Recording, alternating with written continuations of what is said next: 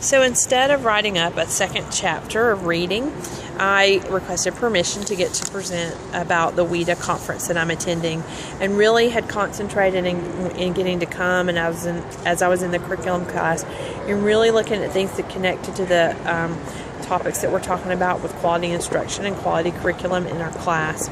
The conference is in Wisconsin, in Milwaukee, and that's really cool. I'd never been to Wisconsin before this trip.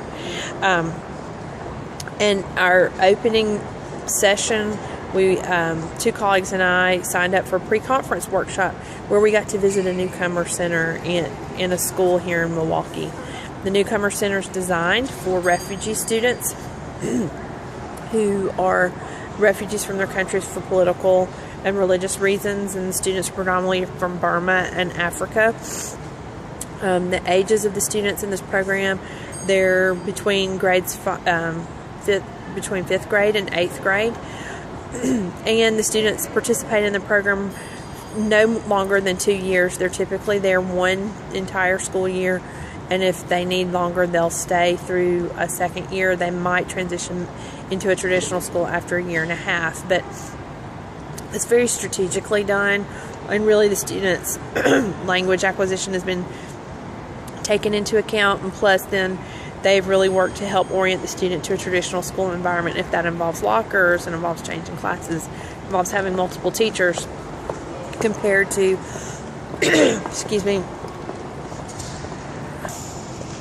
multiple teachers compared to having rotated just amongst 3 teachers who specifically design instruction for them. The teachers they do have are dual certified and highly qualified in ESL and content, so that students are working on middle school curriculum. It's blended together because they don't have students divided by grade level groups, but rather by language ability or language proficiency groups. So having those conversations and seeing students who, some of the activities that we may have seen them doing really were more exemplary of, say, maybe a lower elementary class, but that's their language level. Not to mention just their language level, but many of these students have lived in refugee camps in Thailand and other countries, so they've really had very limited formal schooling. So this is their first opportunity to attend a classroom and have any sort of instruction. The first keynote speaker was Dr. Gloria Ladson-Billings from UW-Madison, who's done a lot of educational research on the education of African American students in the urban environment. But her topic was on escaping the gap language that we use in education, really revitalizing education one teacher at a time.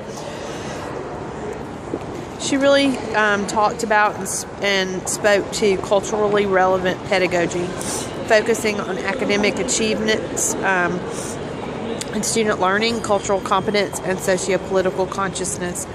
Cultural competence being that we need to move away from a list of stereotypes of do's and don'ts regarding students and people groups, because that really just boxes in, but rather helping students learn about themselves and each other.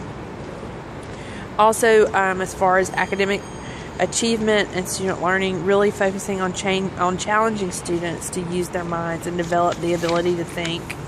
And then socio-political consciousness, where that's really the reason why we teach, and to me really spoke to that conversation of democracy that's embedded into the new Common Core state standards. A book that she mentioned that I'm highly interested in, and that would really shed light, I think, into just diversity within our country, is a book by Ronald Takaki entitled A History of Our Diversity with Voices. She also mentioned, because she addressed standard English, and really that we should draw on the students that English have and get them to consider translating their daily English into that formal register and what's considered standard. But there's a PBS series that she mentioned called The Story of English. Got the chance to go then to a session on the new Access for ELLs that will start in about 2015-16, which, just like the other Common Core Next Generation assessments, will be all computer-based. So just some implications there and information to take back to the district and how we need to plan not only with technology resources, but in our instruction of students so that they're ready to take a writing test, typing on the computer as early as 3rd grade. The second keynote speaker was Dr. Aida Walke, and she spoke about scaffolding. And I really liked thinking about that metaphor in a more concrete way. She really pointed out about pedagogical scaffolding, that it provides continuity and coherence. It occurs in a supportive environment. It entails intersubjectivity. The flow of the lesson is important, or the flow of instruction, that there should always be a contingency plan for anything that comes up in the moment, and that then there arrives a time when you hand over and take over, where the students hand over and take over instruction. But a real key point, we talk so much about scaffolding, but the purpose of scaffolding is not that it becomes permanent, but that once the job is complete, the scaffolding comes down, or once the building is finished being erected, that the scaffolding stays down, the scaffolding doesn't stay up. So kind of that progression of getting students to move away from those supports that we put into place for them. I've also got to attend a session on language disorder versus language disability. A key session to me was on problem-based learning, where the, teachers talked about the teaching and learning cycle in a STEM school, and really addressed how PBL is really the backbone or the skeleton that supports the STEM implementation.